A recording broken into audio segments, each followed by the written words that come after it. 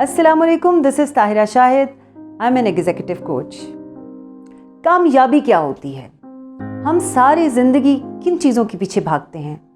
हम भागते हैं शुरू में कि हमारे पास स्कोर्स अच्छे हों, हम तालीम अच्छी हासिल कर लें, उसके बाद हमारे पास जॉब हो, हमारे पास गाड़ी हो, एक घर हो, एक सेटल्ड बिजनेस हो, हमारे पास फैमिली हो, हमारे पास दोस्त हों, और आखिर एक एक करके हम सारा कुछ हासिल कर लेते हैं।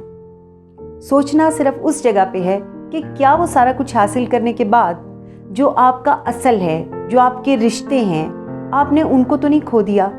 कभी कभी ऐसा होता है कि हम अपने बिजनेस या अपनी जॉब को सेट करने की कोशिश में हम अपने रिश्तों को इग्नोर करना शुरू कर देते हैं। अच्छा, वो कौन से रिश्ते हैं जिनको हमें साथ लेके चलना है? बहुत कम रिश्ते होते हैं। मैं कहती हूँ कि अगर आप काउंट करना शुरू कर दें तो वो डबल फिगर में नहीं आते।